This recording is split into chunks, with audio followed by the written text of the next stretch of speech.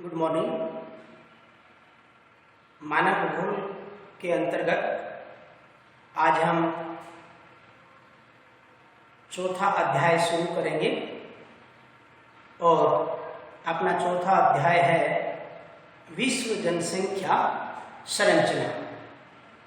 तो देखिए, विश्व जनसंख्या संरचना के अंतर्गत हम किन किन का अध्ययन करते हैं। विश्व जनसंख्या संरचना के अंतर्गत अनेक घटक होते हैं। हर घटक का हम अलग अलग विस्तार से अध्ययन करेंगे। तो सबसे पहले आप देखिए, जनसंख्या संरचना का अध्ययन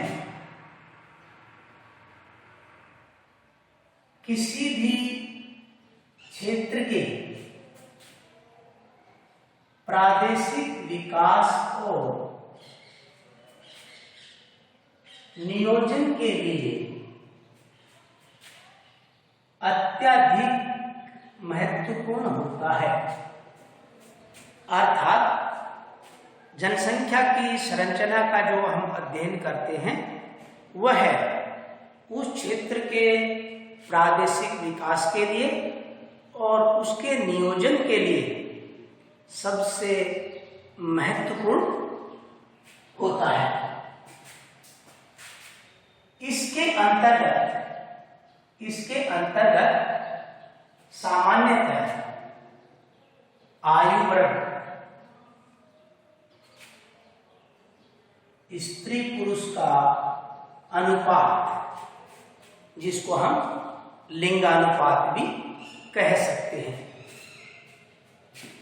व्यवसाय, जो आपने 11वीं क्लास में पढ़े थे, व्यवसायों के बारे में, ग्रामीण व नगरीय जनसंख्या और साक्षरता इत्यादि पहलुओं का अध्ययन किया जाता है। तो देखिए, जैसा मैंने बताया, जनसंख्या संरचना के अंतर्गत अनेक घटक हैं और उन घटकों में आयु वर्ग, स्त्री पुरुष का अनुपात, व्यवसाय, ग्रामीण और नगरीय जनसंख्या और साक्षरता, इन पहलुओं का अध्ययन इसमें किया जाएगा। विश्व स्तर पर उल्लेखित सभी पहलुओं में प्रादेशिक अंतर पाया जाता है। अर्थात विश्व स्तर पर यदि हम इनकी बात करें तो जितने भी पहलू हैं उनमें प्रादेशिक भिन्नता पाई जाती है, अर्थात समानता नहीं होती। किसी देश की कार्यशील जनसंख्या ज्ञात करने के लिए उस देश की आयु संरचना का अध्ययन किया जाता है। अर्थात किसी भी देश की कार्यशील जनसंख्या, जो कार्य करने में सक्षम है, जो कार्यों में संलग्न है, जिसको हम वयस्क जनसंख्या के रूप में पढ़ेंगे, जो कार्य करने में सक्षम है, उसी को हम कार्यशील जनसंख्या कहेंगे। तो कार्यशील जनसंख्या ज्ञात करने के लिए उस देश की आयु संरचना का अध्ययन किया जाता है, जिसको हम आयु वर्ग में समझेंगे। सामान्यतः विकासशील देशों में युवा वर्ग, जो विकासशील देश हैं, विकसित होने के लिए अग्रसर हैं, उनमें युवा वर्ग और जो देश विकसित देशों की श्रेणी में आ गए हैं, उन देशों में वृद्धों की संख्या अधिक पाई जाती है। कि जो देश विकसित बनने के लिए अग्रसर हैं, उन देशों में युवाओं की संख्या अधिक पाई जाती है, और जो विकसित राष्ट्र हैं उनमें वृद्धों की संख्या अर्थात बूढ़े व्यक्तियों की संख्या अधिक पाई जाती है। तो सबसे पहले हम अध्ययन करेंगे आयु संरचना का। किसी भी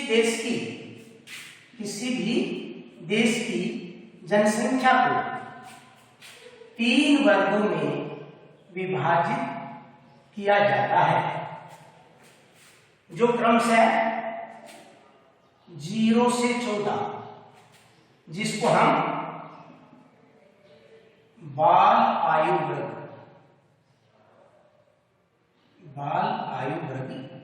कह सकते हैं। अर्थात जिनकी उम्र 0 से 14 के अंतर्गत आती है, वो बाल आयु वर्ग में आते हैं। और ये बाल आयु वर्ग जो है वो एक तरह से आश्रित जनसंख्या है। दूसरा है 15 से 64, जिसको हम व्यस्क आयु वर्ग कह सकते हैं। और तीसरा है 65 वर्ष और इससे अधिक, इनको हम वृद्ध आयु वर्ग में शामिल करते हैं। वृद्ध आयु वर्ग में शामिल करते हैं। अब हम इन तीनों का अलग अलग अध्ययन करेंगे। तीनों आयु वर्ग जो हैं उनका अपने अपने स्तर पर क्या महत्व है। तो सबसे पहले हम लेते हैं बाल आयु वर्ग। तो जैसा कि आपको अभी बताया कि बाल आयु वर्ग जो है उसकी उम्र है 0 से 14 वर्ष, अर्थात 15 वर्ष की आयु से कम। 15 वर्ष को शामिल इसमें हम नहीं करते। तो देखो, ये जो जनसंख्या है ये आश्रित जनसंख्या होती है, क्योंकि देश के उत्पादन में इनका किसी प्रकार का कोई योगदान नहीं होता। इनके पालन पोषण, स्वास्थ्य, शिक्षा आदि पर अधिक खर्च किया जाता है, जिसका भार किस पर पड़ेगा? उनके माता पिता पर, जो कि किस वर्ग में आते हैं? व्यस्क वर्ग में आते हैं। तो उनका भार व्यस्क आयु वर्ग पर पड़ता है। और विश्व स्तर पर यदि हम बात करें तो विश्व की 26% जनसंख्या जो है वो बाल वर्ग में आती है। जैसा बताया था कि अलग अलग देशों में इनका अलग अलग स्तर पाया जाता है।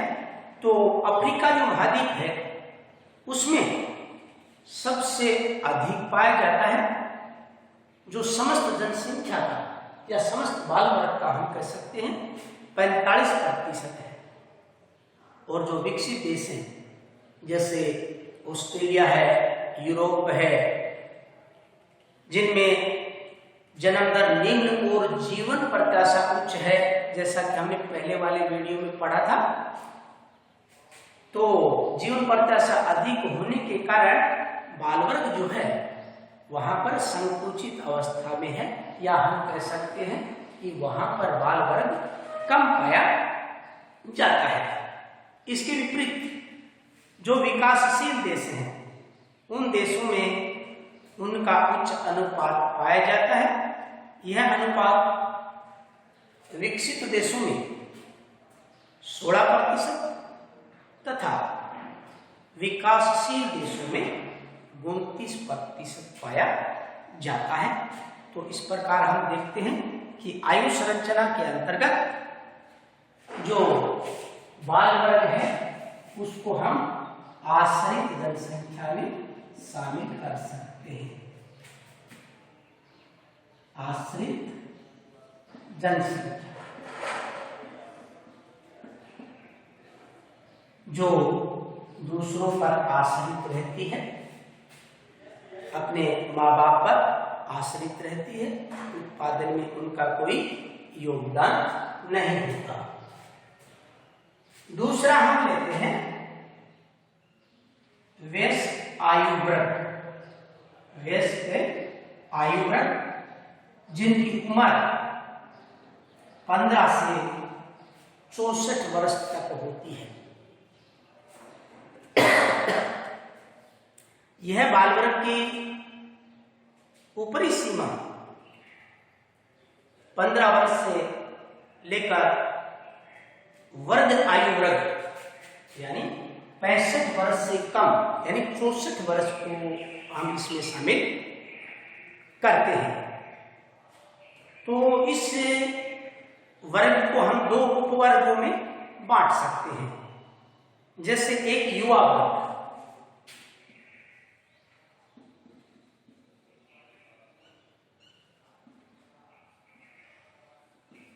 युवा वर्ग के अंतर्गत हम 15 से 34 वर्ष की आयु लेते हैं। युवा वर्ग के अंतर्गत 15 से 34 अर्थात 15 वर्ष से लेकर 34 वर्ष तक की आयु को हम युवा वर्ग के अंतर्गत शामिल करते हैं और 35 से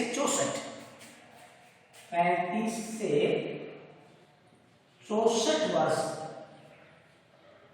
की उम्र वाले व्यक्ति को हम प्रौढ़ वर्ग के अंतर्गत शामिल करते हैं। तो विश्व में विभिन्न देशों में न्यून जनसंख्या में वयस्क जनसंख्या के प्रतिशत में भी भिन्नता पाई जाती है। जिन देशों में बाल वर्ग संख्या अधिक होती है वहां प्रौढ़ जनसंख्या का अनुपात अपेक्षाकृत कम पाया जाता है। वयस्क आयु वर्ग के आकार और उनके जन्म दर में विपरीत संबंध पाया जाता है। तो एक तरह से इसको हम कार्यशील जनसंख्या भी कह सकते हैं। क्या कह सकते हैं? कार्यशील जनसंख्या। क्योंकि किसी भी देश के विकास में कार्यशील जनसंख्या का सबसे महत्वपूर्ण योगदान होता है।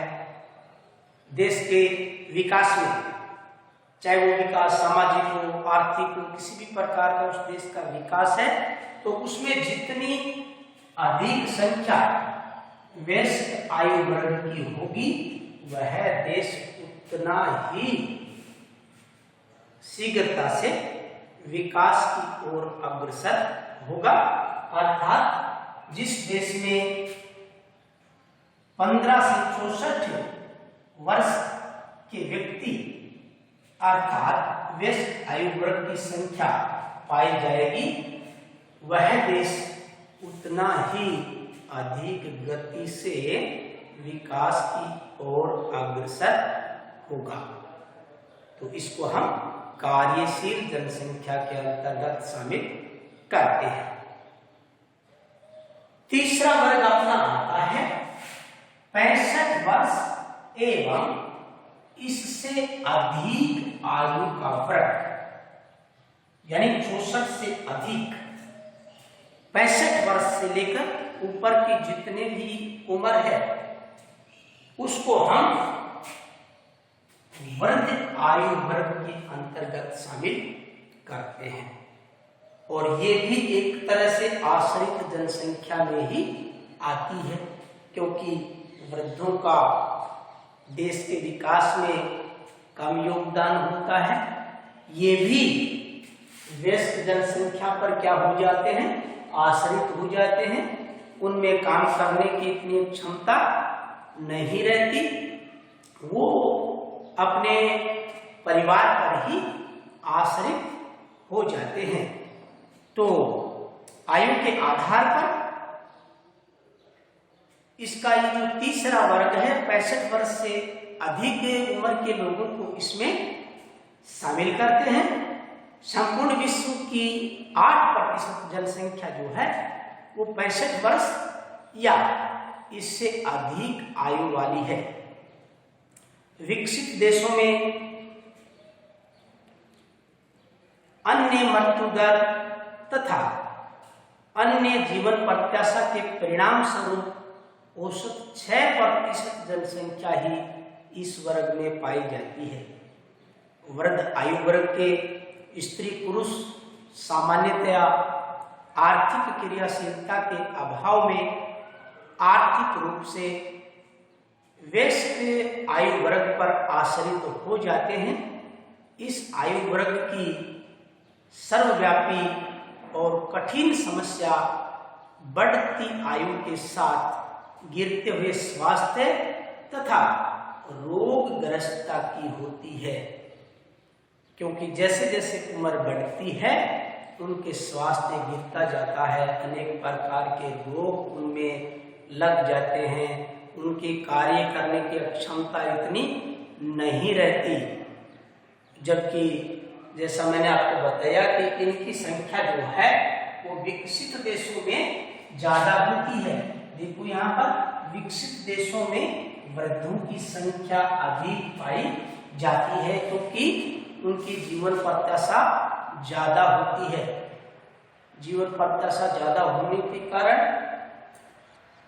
65 वर्ष की आयु के बाद उनकी आर्थिक क्रियाशीलता का उनमें अभाव हो जाता है, यानी वो ज्यादा काम नहीं कर पाते। बढ़ती उम्र से अनेक प्रकार से रोग उनको घेर लेते हैं और देश के विकास में उनका इतना योगदान नहीं रहता, तो वो भी व्यस्त आयु वर्ग पर क्या हो जाते हैं, आश्रित हो जाते हैं। और उनके आधार पर ही उन पर भी जैसे बाल वर्ग पर खर्चा ज्यादा आता था, उसी प्रकार से वृद्धों पर भी ज्यादा खर्च करना पड़ता है।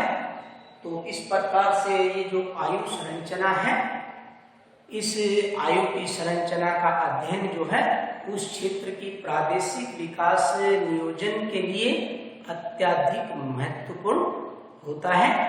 तो विश्व जनसंख्या की संरचना का पहला जो अपना टॉपिक था आयु संरचना, वो पूर्ण हो चुका है। अगले वीडियो में हम अध्ययन करेंगे स्त्री और पुरुष के अनुपात का, अर्थात जिसको हम लिंगानुपात कहते हैं। तो आज के लिए इतना ही। नमस्कार, आपका दिन शुभ हो।